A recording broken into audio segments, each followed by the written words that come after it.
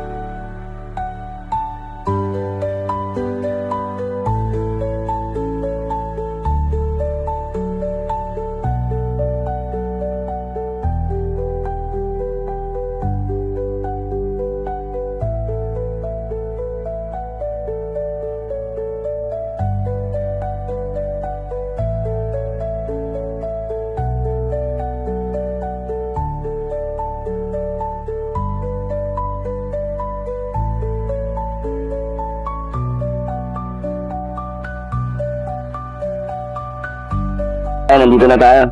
Alam ba kuya ni Joy na mapunta tayo dito? Hindi. So lang i-surprise si Joy na yayain lumabas. Sana nandito si Joy. Sana nga nandyan. Ay, wait lang. Tawagan natin. Sige. Tawagan ko ba? Ito na. Hello, Joy. Joy, dyan niya. Joy, nasaan ka? Dito po sa apartment. Dito ka sa labas niyo. Pwede ka ba yayain lumabas?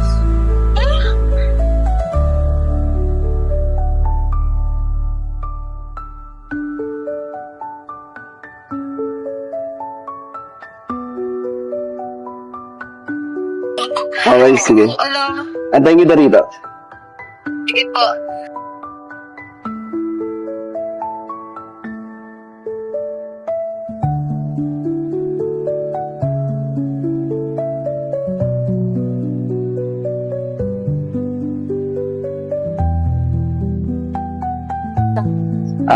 Free ka ngayon? Oh. Wala kang pasok? Wala naman. Hindi naman nakakaabala? Hindi naman kasi wala naman kaming pasok. Walang pasok. So, okay lang ulit sama kita? Okay lang. Nakakabigla lang kasi hindi ko in-expect na malabas.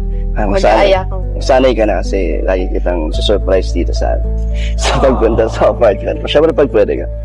Okay lang. Okay lang. Tara. Tara. Sakay ka nito.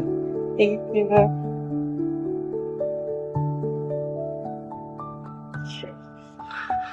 Kila ka ba? Nakabahan ka. Papakilala na agad kita.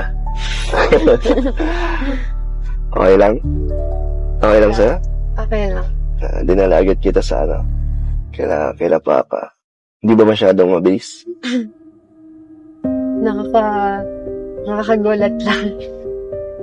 Okay lang yan. Ako din naman, di ba, na nagpakilala na rin naman kay mama mo.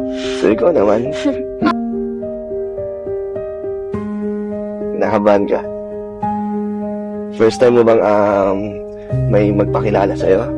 First time mo? Dadalhin ko sa magulang? Talaga? Wala pang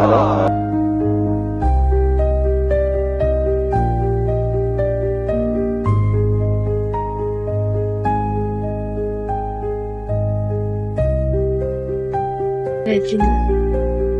Kang kabaan. Kasama mo naman ako. Huwag ka lang matakot.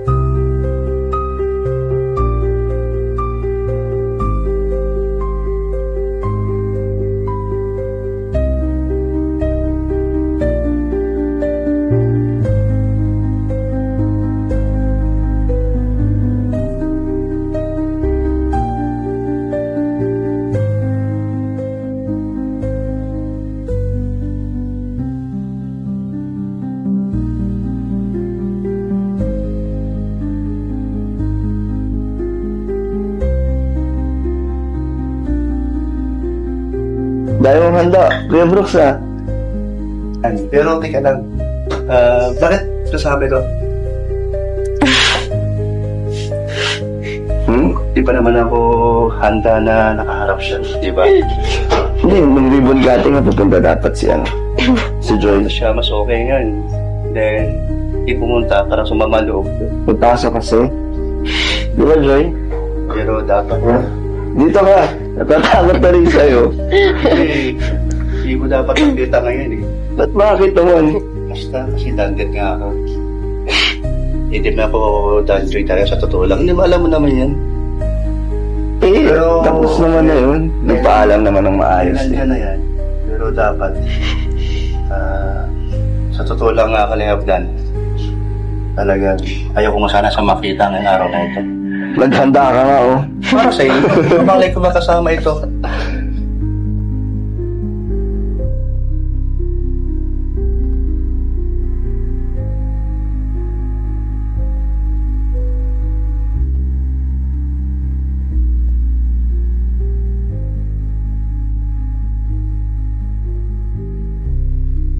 Yung sinasabi mong special someone, siya na ba talaga yun?